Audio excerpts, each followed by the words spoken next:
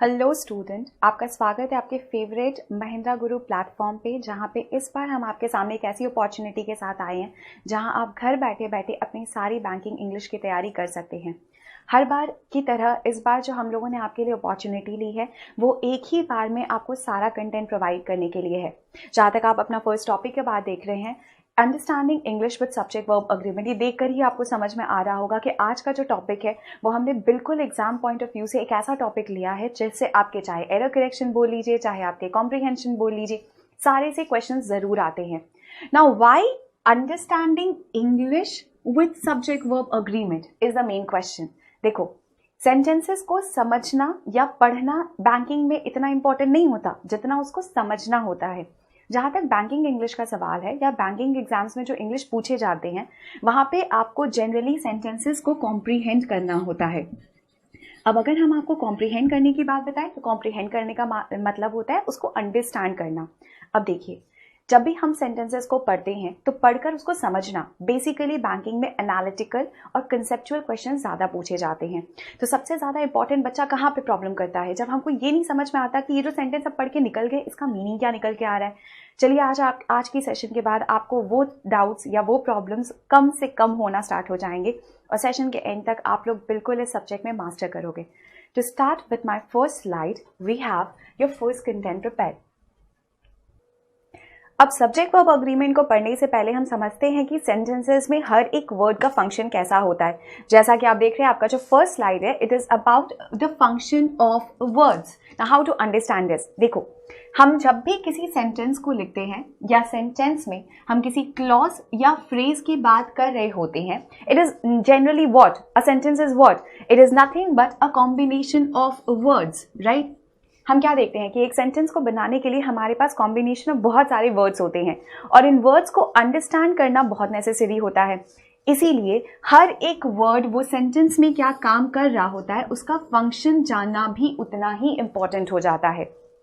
जैसे अगर हम इन वर्ड्स को अलग अलग डिवाइड कर दें एक सेंटेंस में तो ये टुगेदर बन जाते हैं हमारे पार्ट्स ऑफ स्पीच, जिनसे रिलेटेड हम लोग एरर करेक्शंस एग्जाम्स में देखते हैं।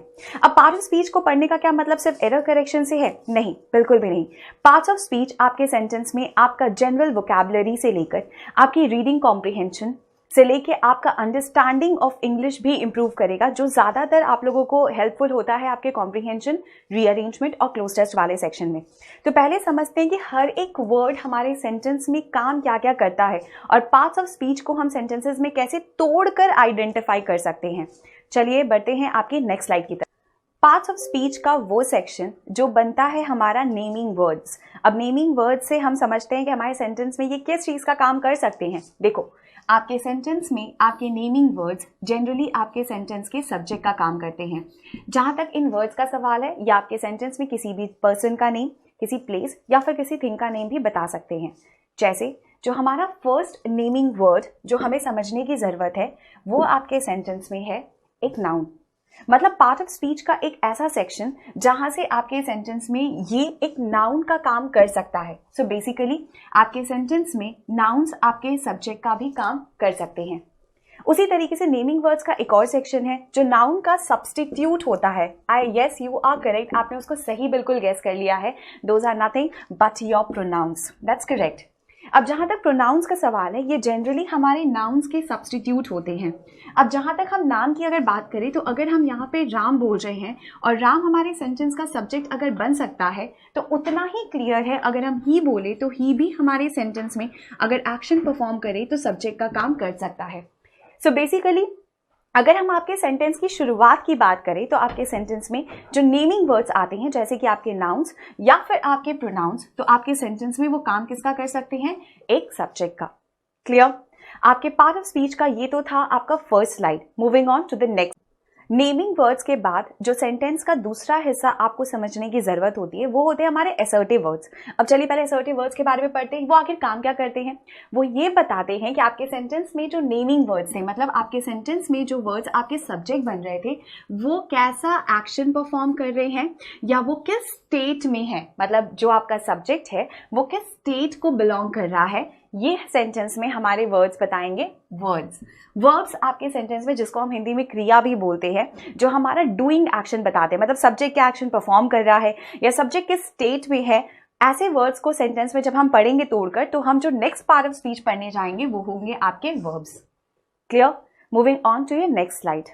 Next we have describing words. अब जैसे अगर हम सेंटेंस की बात करें तो हमने सेंटेंस में अब तक क्या क्या पढ़ लिया? हमने पढ़ लिया सब्जेक्ट क्या होगा, मतलब आपके नेमिंग वर्ड्स। इसके बाद सब्जेक्ट टूट कर क्या बन जाएंगे? आपके वर्ड्स ऐसे जो आपके सेंटेंस में असर्ट करेंगे, मतलब वो बताएंगे कि वो क्या है। तो इसका मतलब आपके सेंटेंस में नाउन, प्रोनाउन के बाद जिस सेक्शन पे हम गए थे वो क्या था? हमारा वर्ब। अब हम इसके बाद हमारे सब्जेक्ट को डिस्क्राइब करने वाले वर्ड्स के पास जा रहे हैं, जिसको हम बोलते हैं डिस्क्राइबिंग वर्ड्स। ये आपके सेंटेंस के सब्जेक्ट का क्वालिटी, क्वांटिटी या फिर आपके सेंटेंस में नंबर या सब्जेक्ट के मैनर को भी एक्सप्लेन कर सकते हैं। और ये हमारा फेवरेट सेक्शन है हमारे एरर करेक्शन का, और वो है आपके सेंटेंस का। जहां तक आपके एरर करेक्शन का सवाल है, वो आपके सेंटेंस में बनेंगे आपके एडजेक्टिव्स। अब एडजेक्टिव्स आपके सेंटेंस में कैसा पार्ट प्ले करते हैं वो भी जानना बहुत जरूरी है। या आपके सेंटेंस में आपके नाउन्स को या फिर आपके प्रोनाउंस को एक क्वालिफाइंग मीनिंग दे रहे होंगे, मतलब डिस्क्राइब कर रहे होंगे। समझ आया? एडजेक्टिव्स के बाद जो सेक्शन आता है हमारा, वो एडवर्ब्स होता है। एक ऐसा वर्ड, एक ऐसा पार्ट ऑफ स्पीच आपके सेंटेंस में जो आपके एडजेक्टिव्स को मीनिंग दे रहा होगा, और वो बनेगा हमारा adverb.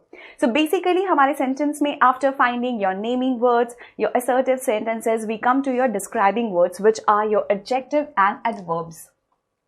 Moving forward to your next slide.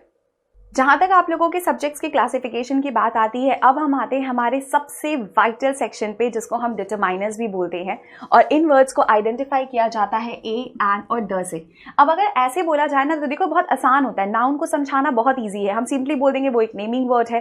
Pronoun को पूछा तो it is a substitute of a noun. तो अगर हम पूछें कि हमारे सेंटेंस में डिटरमाइनर्स क्या काम करते हैं, राइट, तो अगर हम हमारे सेंटेंस में डिटरमाइनर्स की बात कर रहे हैं, तो वो हमारे सेंटेंस में एक्चुअली काम करते हैं आर्टिकल्स का।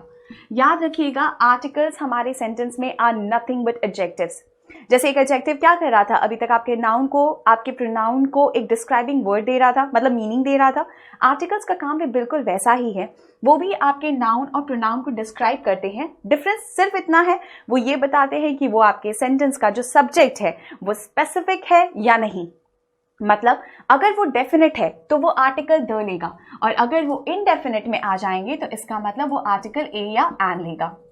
याद रखिएगा, ये आपके सेंटेंस में और कुछ नहीं बल्कि एडजेक्टिव्स का ही काम कर रहे होंगे। They are also describing words.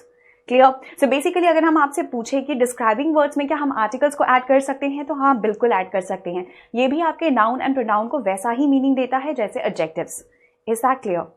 अगर ये साइड क्लियर है तो move on to the next. Next we are moving on to your relating words. Now relating words, ये वर्ड ही क्लियर कर दे रहा है कि ये वर्ड एक्चुअली एस्टैब्लिश करेगा एक रिलेशनशिप बिटवीन टू थिंग्स। अब वो टू थिंग्स आपके दो सब्जेक्ट्स हो सकते हैं। बेसिकली रिलेटिंग वर्ड्स का काम आपके सेंटेंस में प्रेपोजिशंस करते हैं। वो ये बताते हैं कि आपके सेंटेंस का नाउन या प्रोनाउन कैसा है या फिर उसका पोजीशन कैसा है। अब प्रेपोजिशन को हम स्टीरियोटाइप नहीं कर सकते। प्रेपोजिशन हमारे सेंटेंसेस में कॉजेज भी बताते हैं, हमारे सेंटेंसेस में वो एक्शंस बताते हैं, या फिर वो पोजीशंस को भी एक्सप्लेन करते हैं। वैसे तो ये बहुत वाइड सेक्शन है, बट रिलेटिंग वर्ड्स का काम अगर कोई वर्ड करता है आपके पार्ट ऑफ स्पीच का, तो वो प्रेपोजिशंस होते हैं। क्लियर? अब जरूरी तो नहीं हमारे पास सेंटेंस में हमेशा एक ही सब्जेक्ट हो सकता है आपके पास एक ऐसा स्टेटमेंट हो जहां पे आपके पास एक से ज्यादा सब्जेक्ट्स हो। अब अगर आपके पास सेंटेंस में एक से ज्यादा सब्जेक्ट है, तो दोनों सब्जेक्ट्स को कनेक्ट करने के लिए भी तो हमें एक वर्ड चाहिए। ये काम जैसे कि आप समझ रहे हैं, हम वैसे ही क्लियर कर दे रहे हैं कि दोनों सब्जेक्ट को कनेक्ट कर रहा है, तो वो काम कौन करेगा? कनेक्टर्स, जिनको बेसिकली हम पार्ट ऑफ स्पीच की लैंग्वेज में कंजंक्शंस भी बोलते हैं। अब सब्जेक्ट वर्ब एग्रीमेंट में इसका क्या काम है? देखिए, जब हम रूल्स को पढ़ना स्टार्ट करेंगे सब्जेक्ट वर्ब एग्रीमेंट के साथ एरर्स को स्पेशली रिलेट करना, तो कंजंक्शंस का सबसे वाइटल पार्ट होता है। आप जब रूल्स को पढ़ेंगे तो आप रियलाइज करेंगे कि कभी कभी हम दो सब्जेक्ट्स को एंड के साथ कनेक्ट कर रहे हैं, और कभी कभी हम इस कंजंक्शन को ही चेंज कर दे रहे हैं। हो सकता है वो कंजंक्शन आपका अलॉन्ग विथ हो जाए, हो सकता है वो कंजंक्शन आपका नीदर नॉर हो जाए, और इन तीनों ही या चारों केसेस की अगर हम बात करें तो हमारे रूल्स बिल्कुल बदल जाएंगे। मतलब हमारे सेंटेंस में कंजंक्शंस के साथ साथ हमारे सब्जेक्ट वर्ब एग्रीमेंट का जो बेसिक रूल है वो भी चेंज होता चला जाएगा। तो जहां तक आपके इस स्लाइड का सवाल है, अगर आपसे कभी कोई पूछ दे कि सेंटेंस में आपके दो सब्जेक्ट्स को कनेक्ट करने के लिए आप किस पार्ट ऑफ स्पीच को यूज करते हो, तो आप क्या बताओगे? They are nothing but your conjunctions, और we basically call them as connectors. And finally, after reading so many parts of speech, we move to the most important section of your English grammar, especially from your exam point of view, and that is your subject-verb agreement. अब जैसे कि आप लोग sentences को देख रहे हैं, हमने यहाँ सब्जेक्ट वर्ब अग्रीमेंट को लिखने से पहले एक सिंपल सी चीज बता दे रहे हैं. देखो, ये तो बहुत क्लियर सा फंडा है कि हमारा सब्जेक्ट वर्ब अग्रीमेंट उसका डेफिनेशन खुद ही दे देता है. हम यहाँ बोल रहे हैं कि जैसा मेरा सब्जेक्ट होगा बिल्कुल वैसा ही मेरा वर्ब उसके साथ अग्री करेगा. यस और नो? इसका मतलब अगर मेरा सब्जेक्ट सिंगुलर है तो डेफिनेट सा बात है इसका वर्ब भी सिंगुलर होगा, और अगर मेरा सब्जेक्ट प्लूरल है तो डेफिनेट सी बात है इसका जो वर्ब होगा वो भी प्लूरल होगा. तो फिर हम सब्जेक्ट वर्ब अग्रीमेंट क्यों पढ़ रहे हैं? तो हमको भी पता है कि राम इज होगा एंड चिल्ड्रन आर होगा. अब जहां तक देखो सब्जेक्ट वर्ब अग्रीमेंट का सवाल है, क्या ये सेंटेंस में सिर्फ एक ही सब्जेक्ट के लिए आ रहा है? नहीं. यहां से आप लोग समझेंगे कि हमने आपको इतने सारे पार्ट्स ऑफ स्पीच क्यों समझाए. Now understanding English with subject verb agreements means to identify actually who your subject is, and then उसके अकॉर्डिंग आपका सेंटेंस कौन सा वर्ब फॉलो करेगा. अब जरूरी नहीं है कि जब आप एरर करेक्शन कर रहे हो या जब आप सेंटेंसेस को पढ़ रहे हो तो आपको हमेशा एक ही सब्जेक्ट मिले. जरूरी बिल्कुल भी नहीं है. हो सकता है आपके पास सेंटेंस में एक से ज्यादा सब्जेक्ट्स हो जाएं और हर बार ये सेंटेंसेस में अलग अलग कंजंक्शंस के साथ जोड़े जाएं. ऐसे सेंटेंसेस में हमारे रूल्स भी बिल्कुल बदल जाएंगे. तो सब्जेक्ट वर्ब अग्रीमेंट को समझने के लिए चलो पहले समझते हैं कि सब्जेक्ट क्या होता है. Let's start. देखिए, जहां तक आपके फर्स्ट स्टेटमेंट का सवाल है, देखते ही एकदम क्लियर हो जा रहा है ना कि ही आर माई क्लासमेट हो नहीं सकता. अब देखो, ही हमारे सेंटेंस में एक्चुअली हमारा सब्जेक्ट बन रहा है. क्यों बन रहा है ये भी तो समझना पड़ेगा. देखो, हमेशा याद रखिएगा कि हर एक सेंटेंस को जब बनाया जाता है, जब भी कोई सेंटेंस बनता है तो सेंटेंस को दो पार्ट्स में डिवाइड किया जाता है. एक पार्ट होता है आपका सब्जेक्ट और दूसरा पार्ट होता है आपका प्रेडिकेट. अब सेंटेंस में जहां पे भी आपके सेंटेंस में कोई भी एक्शन ऐसा है जो सब्जेक्ट खुद परफॉर्म कर रहा है, या कोई भी एक्शन ऐसा है जो सब्जेक्ट का स्टेट बता रहा हो, याद रखिएगा, अगर सेंटेंस में सब्जेक्ट खुद एक्शन परफॉर्म कर रहा है या वो सेंटेंस में सब्जेक्ट का स्टेट बताया जा रहा हो तो सेंटेंस में वो सब्जेक्ट है. और उसके बाद का जितना भी आपका फॉर्म स्टार्ट होता है उसी सेंटेंस का, उसको हम कुछ नहीं बोलते बल्कि प्रेडिकेट बोलते हैं. मतलब अगर हमें सेंटेंस की बात करें तो ही तो डेफिनेट सा बात है, हमको देख के समझ में आ रहा है कि ये हमारा सब्जेक्ट है, क्योंकि आप उसके बारे में बता रहे हैं, वो मेरा क्लासमेट है, मतलब आप उसके स्टेट की बात बता रहे हैं, है ना. तो आप बोल रहे हैं वो मेरा क्लासमेट है. अब सेंटेंस में क्योंकि ये सब्जेक्ट है तो दूसरा हिस्सा जो हमारे सेंटेंस का है वो क्या बन जा रहा है? हमारा प्रेडिकेट बन जा रहा है. अब हमने क्या देखा? हमने देखा कि हमारे पास सेंटेंस में जो सब्जेक्ट है वो सिंगुलर है. अब ऑब्वियस सा बात है कि अगर हमने सब्जेक्ट वर्ब अग्रीमेंट पढ़ा है तो हम सब्जेक्ट वर्ब अग्रीमेंट के अकॉर्डिंग क्या पढ़ रहे हैं कि अगर मेरा वर्ब सिंगुलर है, सब्जेक्ट सिंगुलर है, तो उसके साथ का जो वर्ब है वो भी तो सिंगुलर होगा. इसका मतलब मेरा जो सेंटेंस है फर्स्ट वाला वो बिल्कुल इनकरेक्ट है. तो फिर आखिर करेक्ट स्टेटमेंट क्या बन जाएगा? Yes, that is correct. He are my classmate की जगह मेरा करेक्शन हो जाएगा ही इज माई क्लासमेट. अब इसको रिलेट कैसे करेंगे बाकी अलग अलग सेंटेंसेस के साथ? देखिए, जैसे मान लीजिए हम सेंटेंस में आपको बोल रहे हैं कि राहुल प्लेज क्रिकेट. अब जरूरी तो नहीं आपके सेंटेंस में जो वर्ब हो वो हमेशा आपको बी फॉर्म में मिले. देखिए, जनरली जो वर्ब हम लोग पढ़ते हैं वो कैसे पढ़ते हैं कि हमारे सेंटेंस में बी फॉर्म ऑफ वर्ब है, वो इज है, एम है, आर है, वॉज है, ऐसे ऐसे करके and they go on, right. अब हमारे सेंटेंस में मान लीजिए आपको वर्ब किसी स्टेट ऑफ एक्शन के बारे में बता रहे हैं. जैसे इस सेंटेंस को अगर पढ़ा जाए तो राहुल खेलता है. क्या खेलता है? क्रिकेट खेलता है. अब याद रखिएगा, अगर आपको सेंटेंस में आपके सब्जेक्ट को आइडेंटिफाई करना है तो आप सब्जेक्ट को आइडेंटिफाई करिएगा सीधे सीधे एक क्वेश्चन के साथ जो आंसर देगा हु का. हु प्लेज क्रिकेट, मतलब अगर आप सेंटेंस को पूछो तो आप बोलोगे हु प्लेज क्रिकेट. तो हम सेंटेंस में क्या बोल रहे हैं? Rahul pledge cricket. तो अगर मेरे सेंटेंस का आंसर हु से आ रहा है तो इसका मतलब वो आंसर कौन दे रहा है? राहुल दे रहा है. तो वो मेरे सेंटेंस का क्या बन जाएगा? सब्जेक्ट बन जाएगा, राइट. अब राहुल खेलता है, राइट. राहुल खेल रहा है तो वो खेल रहा है, वो कौन सा वर्ड बता रहा है? उसका एक्शन प्लेज. अब क्योंकि राहुल खेल रहा है तो प्लेज एक्चुअली बता रहा है उसका स्टेट ऑफ एक्शन. अब अगर एक्शन बता रहा है तो इसका मतलब वो मेरे सेंटेंस में किस चीज का काम कर रहा है? मेरे वर्ब का, राइट. Rahul pledge what. अब देखो आपके सेंटेंस में हु और व्हाट के आंसर्स भी आ सकते हैं। अब आपको याद कैसे रखना है, हु आपके सेंटेंस में सब्जेक्ट का आंसर देगा और व्हाट आपके सेंटेंस में एक्चुअली आंसर देगा एक ऑब्जेक्ट का। याद रखिएगा, हु आपके सेंटेंस में सब्जेक्ट का आंसर देगा और व्हाट आपके सेंटेंस में आंसर देगा एक ऑब्जेक्ट का। अब देखो मान लो हम इस सेंटेंस को थोड़ा सा मॉडिफाई कर देते। अब मान लीजिए हम ऐसा कोई स्टेटमेंट लिख देते, my father goes for a walk daily. अब सेंटेंस में हमने बोला my father goes for a walk daily. अब यहाँ पे हमारा जो सेंटेंस का सब्जेक्ट है वो देखिए, अब कैसे आइडेंटिफाई करेंगे, हमने क्या बताया कि who goes for a walk. अगर आपका क्वेश्चन आएगा हु गोज, तो हु का आंसर कौन दे रहा है, माय फादर। इसका मतलब माय फादर मेरे सेंटेंस में काम किसका कर रहे हैं, मेरे सब्जेक्ट का। My father goes, right, my father goes. अब एक चीज नोटिस करिए, हमारे पास सेंटेंस में गोज एक्चुअली काम कर रहा है वर्ब का, राइट। अब ये सिंगुलर होगा या प्लूरल होगा ये कैसे समझेंगे, देखो गो गोज होता है जब आप बोलते हैं, या गॉन होता है, राइट। अब देखो क्योंकि मेरा फादर जो सब्जेक्ट बन रहे हैं वो यहाँ पे सिंगुलर हैं, तो इसीलिए हम जो वर्ब इसके साथ यूज कर रहे हैं वो भी सिंगुलर है। इसी को हम बोलते हैं सब्जेक्ट के साथ को वर्ब को अग्री करवाना। अब जहां तक आप अभी तक जो सेंटेंसेस पढ़ रहे हैं वो बिल्कुल सिंपल सेंटेंसेस हैं, यहाँ पे हमें बिल्कुल कॉम्प्लेक्स नहीं रखा। अब देखो जरूरी ये भी नहीं कि आपके सेंटेंस में वो नाउन हो तो ही आपका सब्जेक्ट बने। हो सकता है आपके सेंटेंस में नाउन ना हो, और मान लीजिए अगर हम सेंटेंस को ऐसे लिख दें, दे आर, मान लीजिए हम सेंटेंस को थोड़ा मॉडिफाई कर दे और हम लिख दे दे आर गुड प्लेयर्स। अब अगर हम इस सेंटेंस को लिख रहे हैं तो देखो हमारे यहाँ पे सेंटेंस कौन बन रहा है, दे बन रहा है। अब दे को जब हम देख रहे हैं तो दे एक्चुअली में सेंटेंस में नाउन नहीं है, लेकिन ये काम किसका कर रहा है, प्रोनाउन का कर रहा है। अब अगर प्रोनाउन का काम कर रहा है तो आपको याद होगा हमने अभी अभी फर्स्ट साइड में आपको पढ़ाया कि नेमिंग वर्ड्स मतलब नाउन या फिर प्रोनाउंस आपके सेंटेंस में एक्चुअली क्या बन जाते हैं, हमारे सब्जेक्ट्स बन जाते हैं। ऊपर से हमने आपको एक और ट्रिक समझाई कि अगर हम आंसर दें हु आर प्लेयर्स, तो आपका आंसर वो कौन वर्ड दे रहा है, दे दे रहा है। इसका मतलब दे आपके सेंटेंस में क्या बन जा रहा है, आपका सब्जेक्ट। इसका मतलब जरूरी नहीं कि अगर नेमिंग वर्ड में कोई नाउन ही हो तो ही सब्जेक्ट बने। मतलब आप ऐसे याद रखिएगा कि नाउन और प्रोनाउन आपके सेंटेंस में सब्जेक्ट बिल्कुल बन सकते हैं। अगर ऐसे और याद रखने का तरीका है तो हम सीधे सीधे आंसर किसे दे देंगे, उसको हु से। I hope this is clear so far.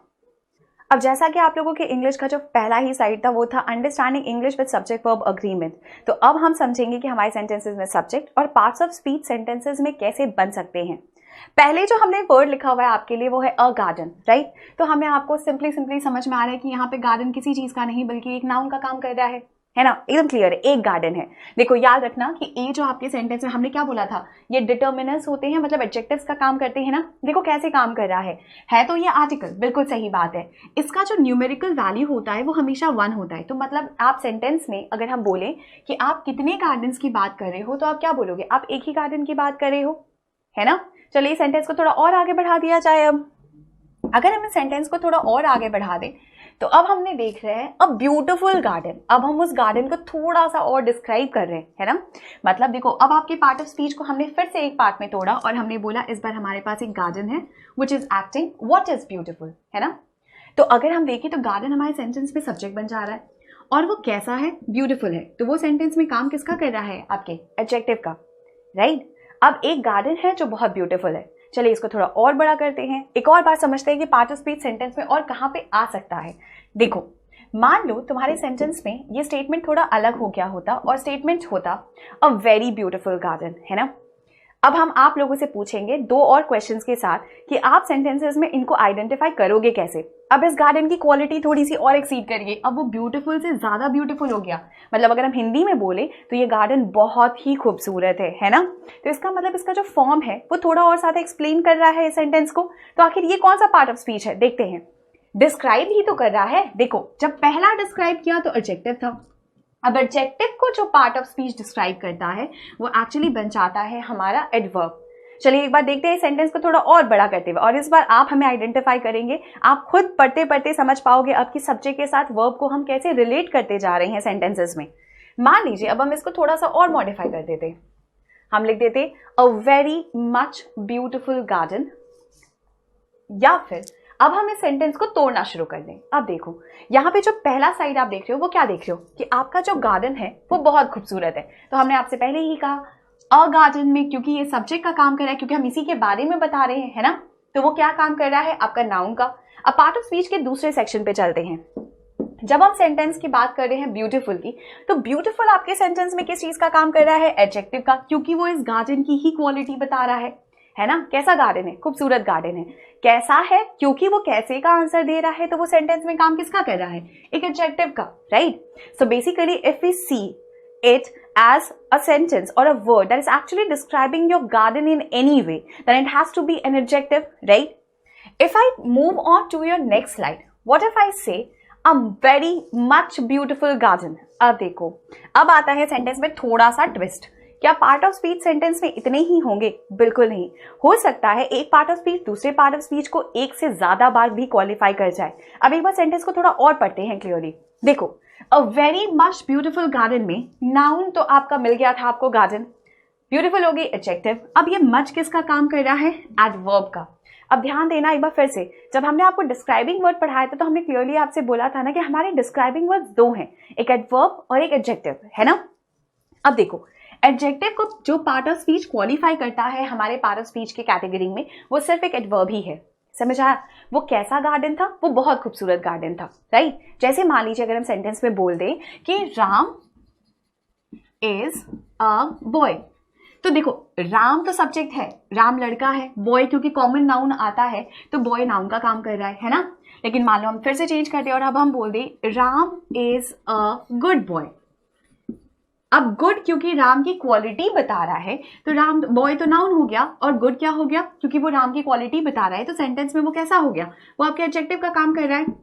अब वो गुड है तो वो ज्यादा अच्छा है या कम अच्छा है या मॉडरेटली अच्छा है, ये भी तो हो सकता है ना सेंटेंस में। मतलब एक पर्सन क्या हमेशा बहुत ही अच्छा होगा, नहीं ना। हम क्या बोलते हैं, हाँ ये वो ठीक ठाक सही है, वो अच्छा खासा लड़का है, वो लड़का बहुत अच्छा है। अब ये सारे जब हम वर्ड्स को यूज करते हैं हमारे एडजेक्टिव को भी डिस्क्राइब करने के लिए, तो वो पार्ट ऑफ स्पीच बन जाता है हमारा एडवर्ब। मान लो अब हम अगर इसी सेंटेंस को ऐसे लिख दें कि हम बोल रहे हैं Ram is a very good boy. जब आप ये सेंटेंस बोल रहे हो तो आप ये बता रहे हो कि राम ज्यादा अच्छा है। हो सकता है हम ऐसा बोल देते हैं वेरी की जगह पे कि Ram is quite a good boy. हम ये भी बोल सकते थे ना, Ram is quite a good boy, हाँ ठीक ठाक अच्छा लड़का है, राइट। ऐसे जो वर्ड्स जो पार्ट ऑफ स्पीच आपके एडजेक्टिव को क्वालिफाई करता हुआ मिल जाए, वो आपके सेंटेंस में बन जाता है आपका एडवर्ब। अब एक बार इस सेंटेंस के आगे भी पढ़ते हैं। अब हमने वेरी भी तो पढ़ा है। देखिए, जब हम आपके सेंटेंस में वेरी की बात करते हैं तो सरप्राइज, अरे ये तो फिर से एडवर्ब हो गया। देखो, एडवर्ब हमारे सेंटेंस में एक ऐसा पार्ट ऑफ स्पीच है जो आपके सेंटेंस में आपके एडजेक्टिव को क्वालिफाई बिल्कुल कर सकता है, राइट। आपके वर्ब को क्वालिफाई कर सकता है, वो एक नाउन को क्वालिफाई कर सकता है, वो एक प्रोनाउन को क्वालिफाई कर सकता है। बेसिकली वो आपके almost every part of speech को क्वालिफाई कर सकता है, including an adjective itself. Yes और नो, मतलब एक एडजेक्टिव खुद को भी क्वालिफाई कर सकता है। याद रखिएगा, जरूरी नहीं है कि जब आप सेंटेंस को पढ़ते हुए जा रही, देखिए यहीं पे गलती होती है। अब हमने बोल दिया गार्डन ब्यूटीफुल था, बहुत ब्यूटीफुल था, अरे वो तो बहुत ज्यादा ब्यूटीफुल था, है ना।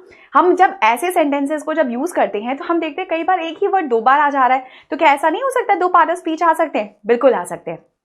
इसीलिए तो ये सेशन स्टार्ट किया था कि अंडरस्टैंडिंग इंग्लिश मतलब सेंटेंसेस को पार्ट ऑफ स्पीच में डिवाइड करना और फिर हम सब्जेक्ट और वर्ब के साथ उनको अग्री करना सीखें। यही तो हमारा मेन एजेंडा है। जो आप लोगों का जो नेक्स्ट स्लाइड होगा वो इसके बाद की क्लासेस में हम सब्जेक्ट वर्ब अग्रीमेंट के रूल्स के ऊपर करेंगे। बट फिलहाल के लिए एक बार फिर से रिवाइज कर लेते हैं। याद क्या रखेंगे कि हमारे सेंटेंस में एक नाउन ऐसा होगा जो हु या फिर व्हाट का आंसर दे सकता है। हु है तो सब्जेक्ट और व्हाट है तो ऑब्जेक्ट, राइट। अब अगर नाउन्स की बात की जाए तो नाउन्स हमारे नेमिंग वर्ड्स होते हैं, मतलब वो आपके अगर सब्जेक्ट की बात की जाए तो वो नेमिंग वर्ड्स होते हैं, मतलब वो नाउन भी हो सकते हैं और प्रोनाउंस भी हो सकते हैं। ये कोई हार्ड एंड फास्ट नहीं है कि नाउन है तो ही सब्जेक्ट होगा, राइट। इसके बाद आते हैं हमारे वर्ब्स, जिसको हम असर्टिव वर्ड्स भी बोलते हैं। मतलब ये बताते हैं कि हमारा जो सब्जेक्ट है वो कैसा एक्शन परफॉर्म कर रहा है या वो किस स्टेट में है। Then we have describing words like your adjectives, like we have beautiful, we have ugly. So these words actually form your adjectives in sentences. Then we have also words that can actually qualify your adjective and themselves also. So basically अगर हमारे पास describing words की बात की जाए तो वो adverb और adjectives दोनों हो सकते हैं, और सेंटेंस में एक से ज्यादा पार्ट ऑफ स्पीच रिपीट बिल्कुल हो सकता है, राइट। जहां तक हमारे डिटरमाइनर्स का सवाल है तो ये भी वैसे डिस्क्राइबिंग वर्ड है, बट फिलहाल के लिए ऐसे याद रखिएगा कि ये डिटरमाइनर्स होते हैं और वो हमारे सेंटेंसेस में ये बताते हैं कि हमारा सब्जेक्ट डेफिनेट है या नहीं है, या उसकी क्वांटिटी कितनी है। मतलब अगर हम ए और एंड की बात करें तो ये दोनों हमारी क्वांटिटी का भी बात करते हैं, मतलब उसका जो न्यूमेरिकल वैल्यू होता है इन दोनों वर्ड्स का वो हमेशा 1 होता है। इज दैट क्लियर सो फार? अगर यहाँ तक आप लोगों को ये स्टेटमेंट क्लियर है तो इसको रिवाइज करके आइएगा। इसकी जो नेक्स्ट साइड होगी इसमें हम सब्जेक्ट वर्ब एग्रीमेंट के रूल्स को क्लियर करेंगे। Hope you had a wonderful session. I had it too. Thank you.